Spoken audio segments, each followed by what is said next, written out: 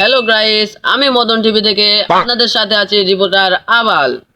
আজকে আমি আপনাদেরকে কিছু বিনোদন দিতে চাই, যদিও আমার ভাষায় সবাই বিনোদন পায় না, তারপরেও আমি আপনাদেরকে মন থেকে বিনোদন দিতে চাই।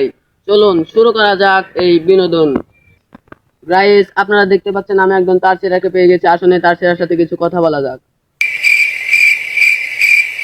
এই ভাই, আপনার সাথে একটু কথা বলা যাক? জি ভাইয়া।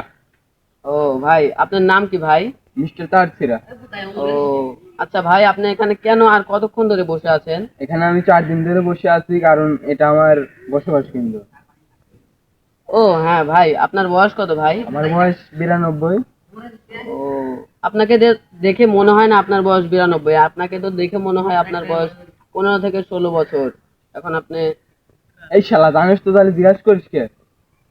ও ভাই, গাইস, আপনারা একটু আগে দেখলেন আমি একজন তার ছেলের সাথে কথা বললাম, কিন্তু তার সাথে কোনো মজা হয়নি। আসুন এখন আমরা একজন বলদের সাথে কথা বলবো। আসুন, মজা হোক।